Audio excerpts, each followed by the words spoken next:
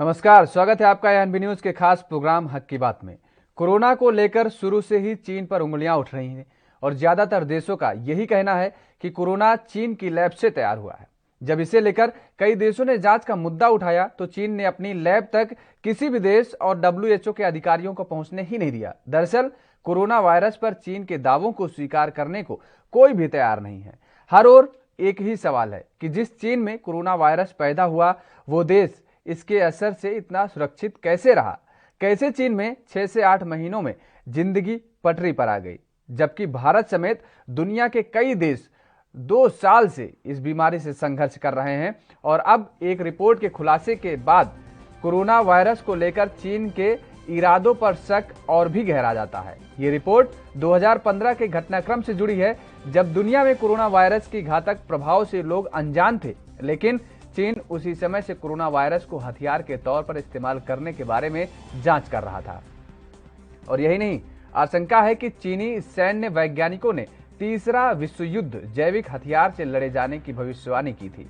अमेरिकी विदेश विभाग के प्राप्त हुए खुफिया दस्तावेजों के हवाले से मीडिया रिपोर्ट में यह दावा किया गया है कि ब्रिटेन के द सन न्यूज़पेपर ने ऑस्ट्रेलिया के समाचार पत्र द ऑस्ट्रेलियन के हवाले से कहा है कि अमेरिका विदेश विभाग के हाथ लगे इस बमब्लेस यानी कि विस्फोटक जानकारी के अनुसार चीनी सेना पीएलए के कमांडर के कुटिल पूर्वानुमान लगा रहे थे। और बता दें कि अमेरिका अधिकारी को मिले ये कथित दस्तावेज साल 2015 में सैन्य वैज्ञानिकों और चीन के स्वास्थ्य अधिकारियों की ओर से लिखे गए थे, और जो कि खुद कोविड-19 के बारे में जांच कर रहे थे। चीनी वैज्ञानिकों ने सार्स कोरोना वायरस की चर्चा जेनेटिक हथियार के नए युग के तौर पर की है। कोविड इसका एक उदाहरण है। पीएलए के दस्तावेजों में इस बात की चर्चा है कि एक जैविक हमले से शत्रु के स्वास्थ्य व्यवस्था को ध्वस्त किया जा सकता है। वहीं अब ये सवाल उठ रहा है कि जब कोरोना की शुरुआत हुई थी तब वुहान को बंद कर दिया गया था, जहां से पूरे विश्व में कोरोना फैला था। और ये भी कहा जा रहा है कि वुहान में ही वो लैब है जहां से ये वायरस निकला है। और अब सवाल ये उठ रहा है कि इतनी बड़ी जानकारी सामने आने के बाद अब अमेरिका इस पर क्या संज्ञान लेता है। और इसी मुद्दे को लेकर आज हम आपसे करेंगे चर्चा और जानेंगे आपकी राय कि क्या ऐसी जानकारी सामने आने के बाद भारत को किस तरीके से कदम उठाने चाहिए, क्योंकि भविष्य में इस तरह के जैविक हथियार से भारत कितना सुरक्षित है।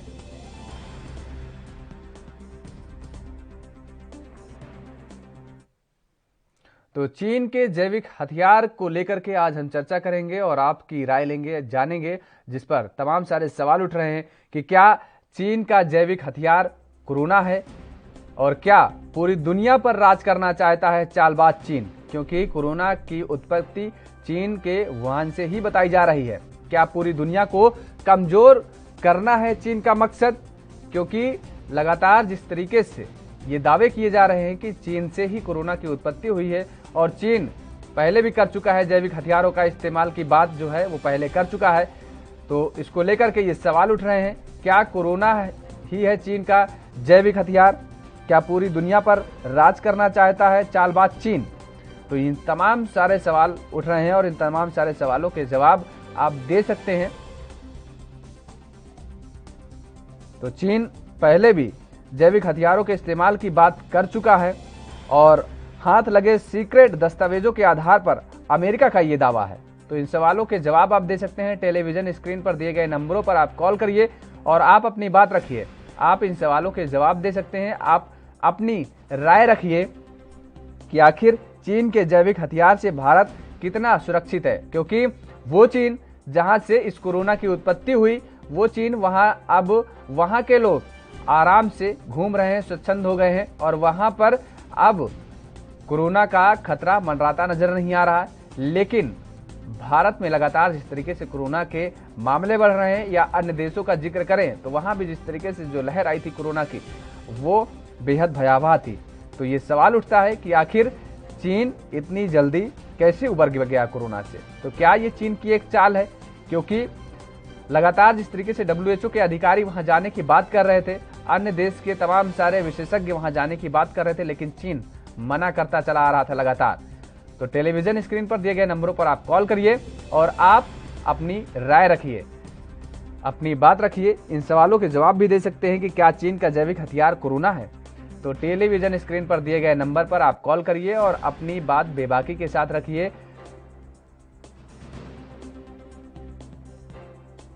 तो टेलीविजन स्क्रीन पर दिए गए नंबरों पर आप कॉल करिए और आप अपनी बात रखिए। इन सवालों के जवाब भी दे सकते हैं आप कि क्या चीन का जैविक हथियार कोरोना है, क्या पूरी दुनिया पर राज करना चाहता है चालबाज चीन, क्या पूरी दुनिया को कमजोर करना चीन का मकसद है, क्या कोरोना चीन का जैविक हथियार है।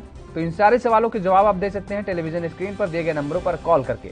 आप कॉल करिए और इन सवालों के जवाब यदि आपके पास हैं तो वो दे सकते हैं। आप अपनी राय रख सकते हैं इन टेलीविजन स्क्रीन पर दिए गए नंबरों पर कॉल करके। तो कोरोना को लेकर के शुरू से ही चीन पर उंगलियां लगातार उठती रही हैं और ज्यादातर देशों का यही कहना है कि कोरोना चीन का लैब से ही तैयार हुआ है।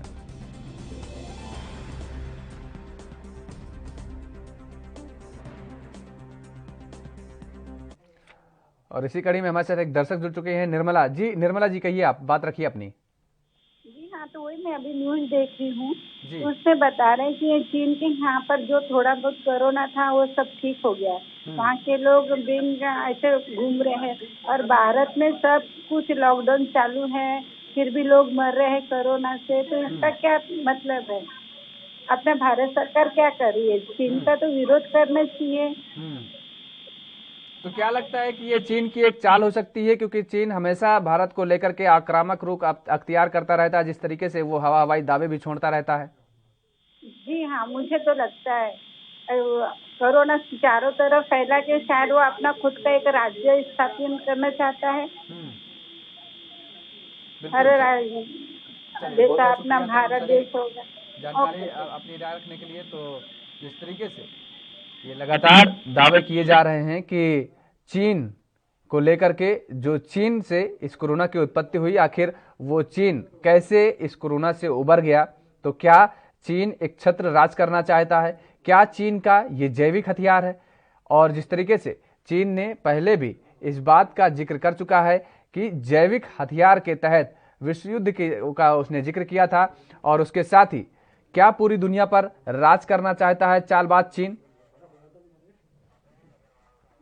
और एक और दर्शक हमारे साथ इसी कड़ी में जुड़ चुके हैं, अभय अग्रवाल जी। अभय जी कहिए, आप अपनी बात रखिए। मैं ये जानना चाह रहा हूँ उत्तर प्रदेश सरकार से, इन्होंने लॉकडाउन पे लॉकडाउन बढ़ाया है स्वास्थ्य को देखते हुए, कोरोना की हालत को देखते हुए, लेकिन इसको अमल में क्यों नहीं लाया जा रहा है। मैं खुलेआम मथुरा में देख रहा हूँ कि पूरी तरीके से लोग घूम रहे हैं सड़कों पर, कोई उसका पालन नहीं हो रहा है। व्यापारियों को सिर्फ व्यापार बंद कर दिया गया है, उनको नहीं खुले नहीं दिया जा रहा, केवल नुकसान व्यापारियों का हो रहा है इसमें।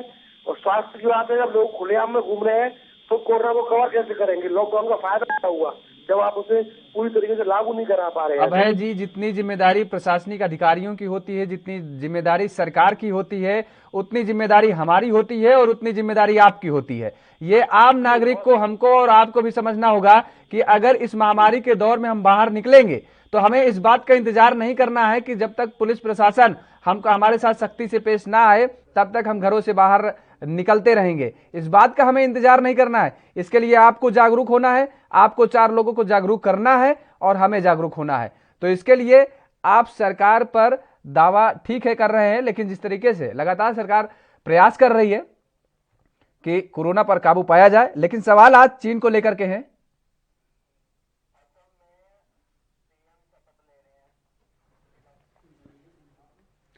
और आइए अब आपको सीधे लिए चलते हैं असम, जहां पर मुख्यमंत्री, नवनिर्वाचित मुख्यमंत्री शपथ ले रहे हैं।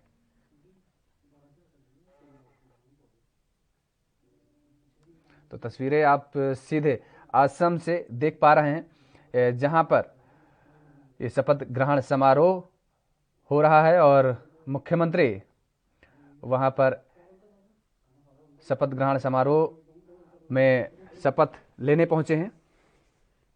भारतीय संविधाনৰ प्रति मैं प्रकृत विश्वास और अनुगत्य प्रकाश करें। मैं भारतर सार्वभौमत्व और अखंडता रक्षा करिम।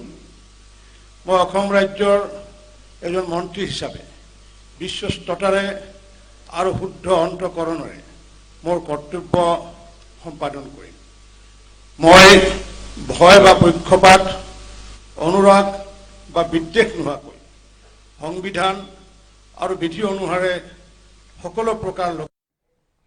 फिलहाल रुकते हैं एक छोटे से ब्रेक के लिए। ब्रेक के बाद फौरन हाजिर होते हैं।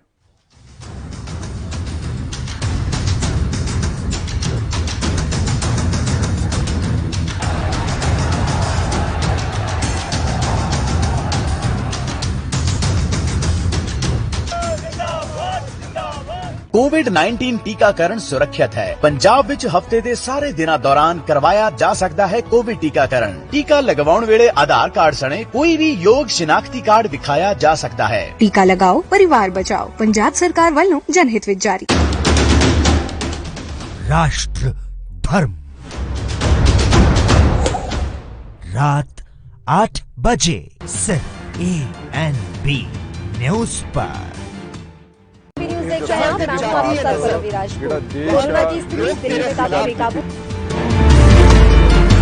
खबरनामा, खबर से असरता शाम 5 बजे सिर्फ ANB न्यूज पर।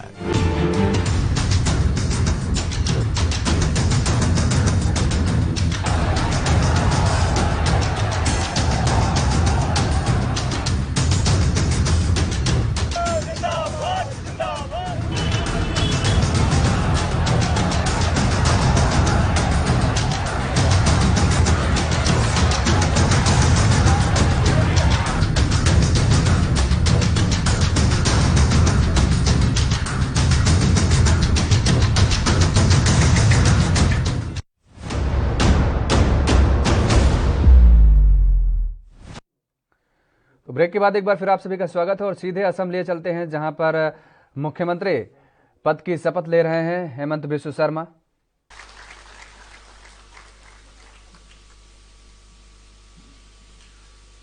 श्री अतुल बोरा, मिनिस्टर डेजिग्नेट।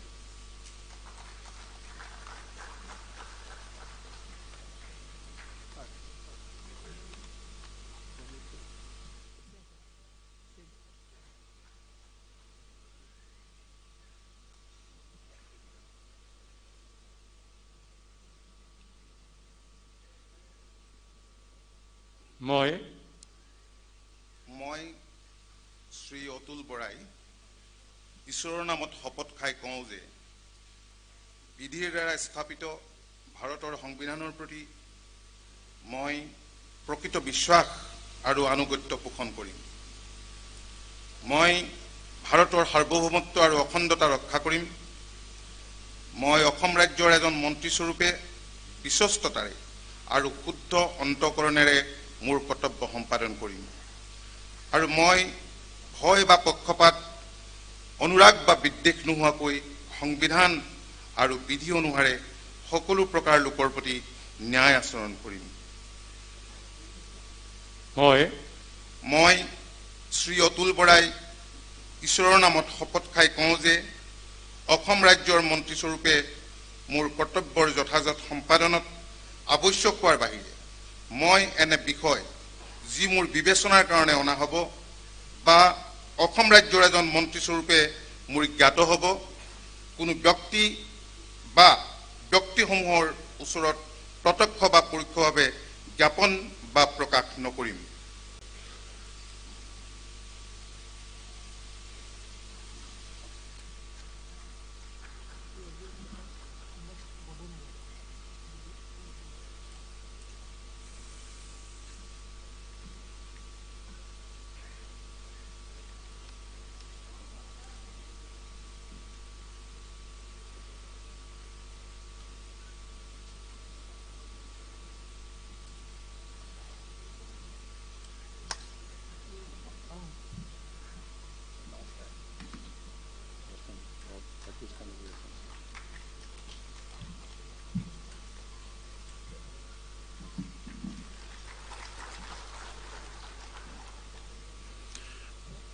श्री उर्खाव गौरव ब्रह्म, मिनिस्टर डेजिग्नेट।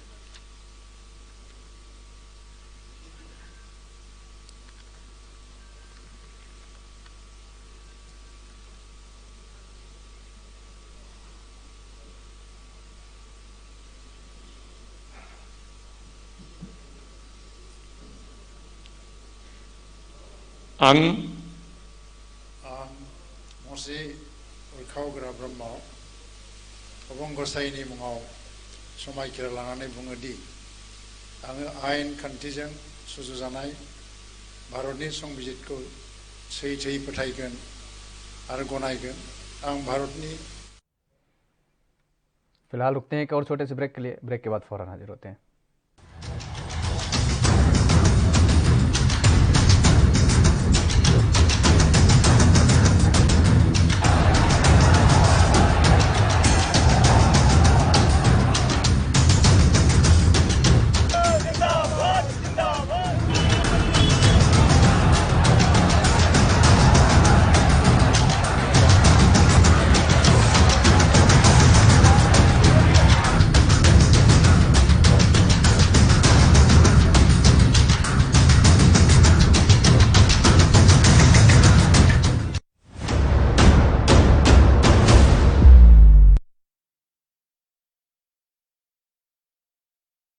गुरु तेग बहादुर सिमरिया।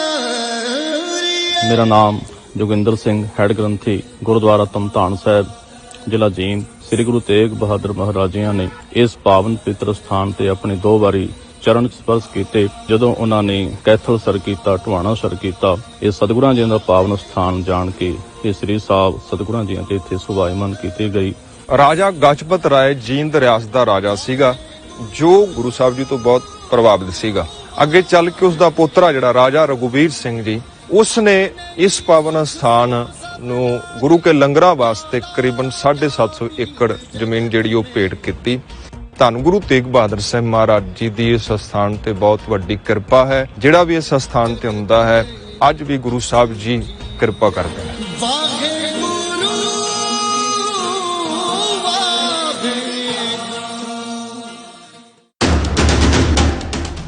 राष्ट्र धर्म रात 8 बजे सिर्फ ANB न्यूज पर।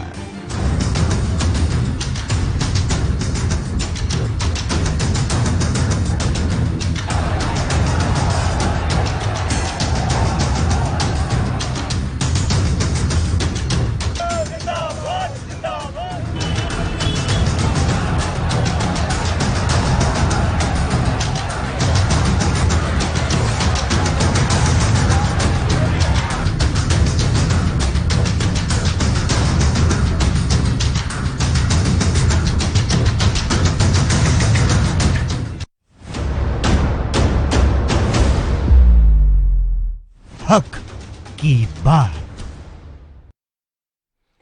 तो ब्रेक के बाद एक बार फिर आपको सभी का स्वागत है और सीधे लिए चलते हैं असम शपथ ग्रहण समारोह में, जहां पर मुख्यमंत्री का शपथ ग्रहण समारोह शुरू हो रहा है और इसके साथ ही तमाम सारे मंत्रिमंडल का शपथ ग्रहण समारोह भी हो रहा है। अनुग्रह प्रीति बा विद्वेष मुक्त থাকিয়া সর্বশ্রেণীর লোকের প্রতি ন্যায় আচরণ করিব।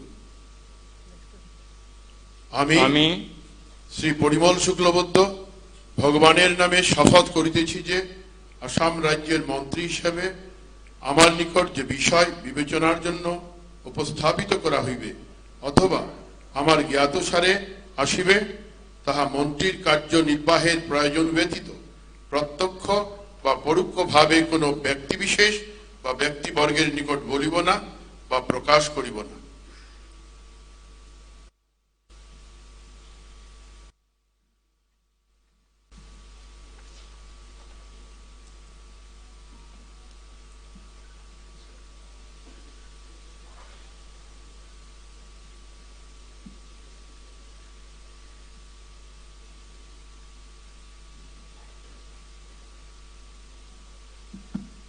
ये सीधी तस्वीरें आप असम से देख पा रहे हैं, जहां पर मुख्यमंत्री पद का शपथ ग्रहण समारोह हो रहा है। और असम का अगर जिक्र करें तो वहां पर भारतीय जनता पार्टी ने आपके मुख्यमंत्री का चेहरा बदल दिया है। बीजेपी पार्टी ने असम में सीएम का चेहरा बदला है। इस बार हेमंत बिस्व शर्मा ने मुख्यमंत्री पद की कमान संभाली है।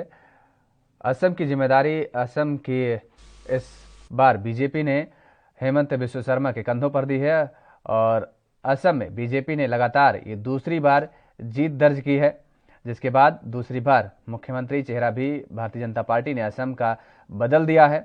और ये जो सीधी तस्वीरें आप देख पा रहे हैं वो असम से हैं, जहां पर शपथ ग्रहण समारोह हो रहा है, जहां पर मुख्यमंत्री पद की शपथ हेमंत बिस्व शर्मा ने ली है और उसके बाद तमाम सारे नवनिर्वाचित विधायक मंत्री पद की शपथ ले रहे हैं।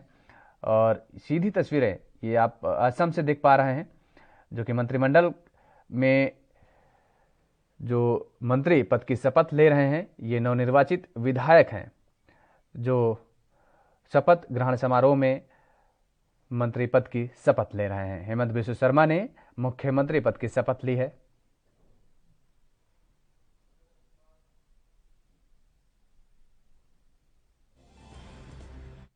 সাৰ্বভৌমত্ব আৰু অখণ্ডতা ৰক্ষা কৰিম। মই অসম ৰাজ্যৰ এজন মন্ত্ৰী স্বৰূপে বিশ্বস্ততাৰে আৰু শুদ্ধ অন্তঃকৰণেৰে মোৰ কৰ্তব্য সম্পাদন কৰিম।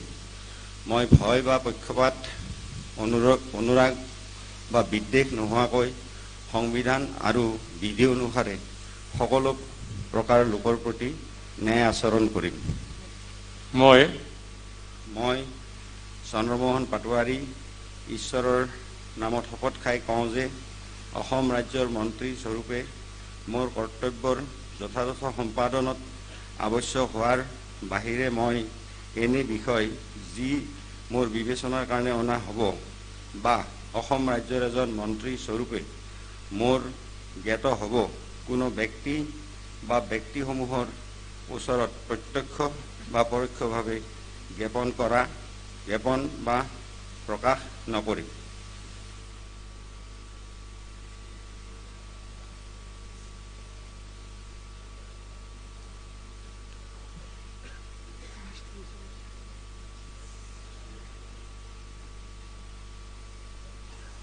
राजभवन में ये कार्यक्रम आयोजित किया गया है। ये असम राजभवन में कार्यक्रम चल रहा है, जहां पर तमाम सारे नवनिर्वाचित विधायक मंत्री पद की शपथ ले रहे हैं और इसके साथ ही असम की जिम्मेदारी इस बार हेमंत बिस्व शर्मा को मिली है।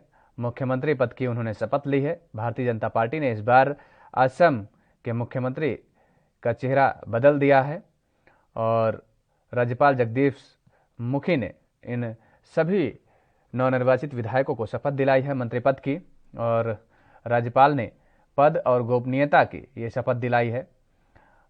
कार्यक्रम चल रहा है राजभवन में, जहां पर गोपनीयता और मंत्री पद की शपथ दिलाई जा रही है। हेमंत बिस्व शर्मा ने मुख्यमंत्री पद की शपथ ली है। राज्यपाल जगदीश मुखी ने शपथ दिलाई है। तो सीधी तस्वीरें आप असम से देख पा रहे हैं, जहां पर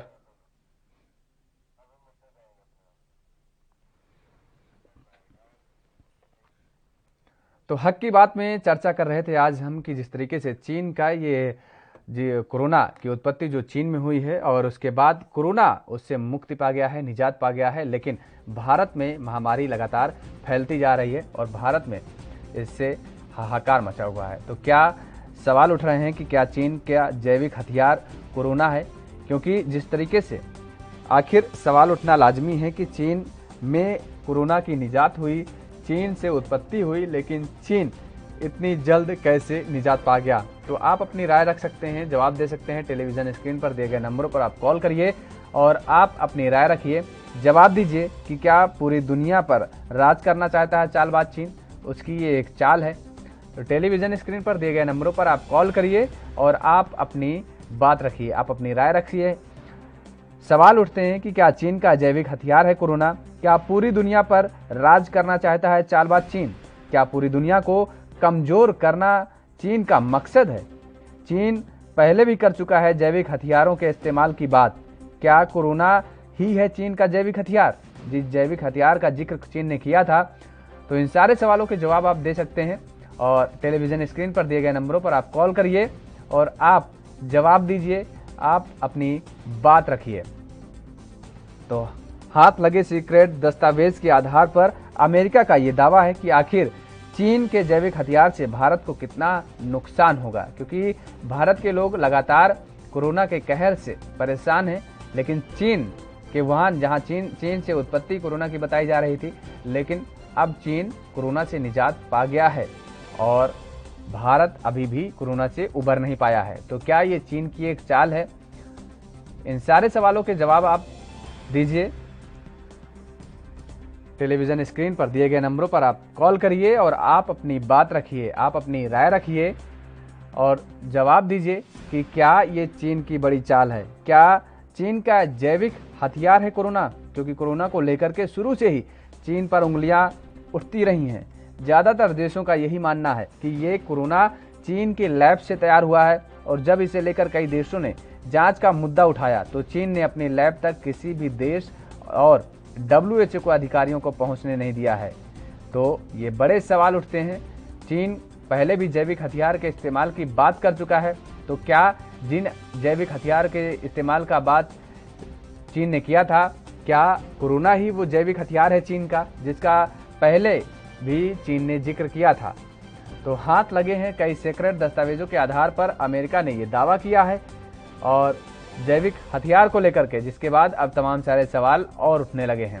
आखिर चीन के जैविक हथियार से भारत को कितना नुकसान होगा और भारत कितना सुरक्षित है? तो इन टेलीविजन स्क्रीन पर दिए गए नंबरों पर कॉल करिए और इन सारे सवालों के जवाब आप दे सकते हैं, आप अपनी बात रख सकते हैं, अपनी राय रख सकते हैं।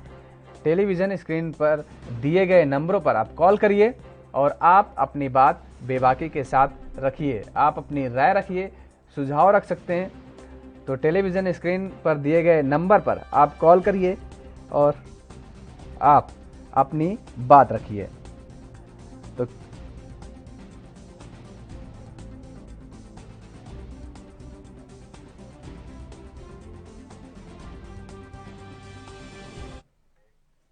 और इस वक्त की बड़ी खबर रुक कर लेते हैं। इस वक्त की बड़ी खबर आ रही है। कांग्रेस वर्किंग कमेटी की बैठक जारी। दिल्ली से इस वक्त की बड़ी खबर, 4 राज्यों में हुई हार पर मंथन हो रहा है।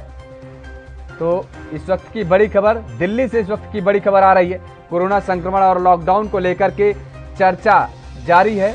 कांग्रेस वर्किंग कमेटी की बैठक जारी है। चुनावों में मिली हार को लेकर कांग्रेस कार्य समिति की ये बैठक की जा रही है, जिसमें मंथन किया जाएगा कि आखिर 4 राज्यों में कहां चूक हो गई और हार किन वजह से मिली है।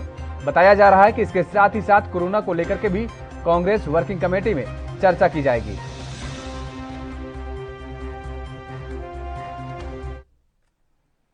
तो हक की बात में फिलहाल मेरे साथ इतना ही। आप बने रहिए एनबी न्यूज के साथ।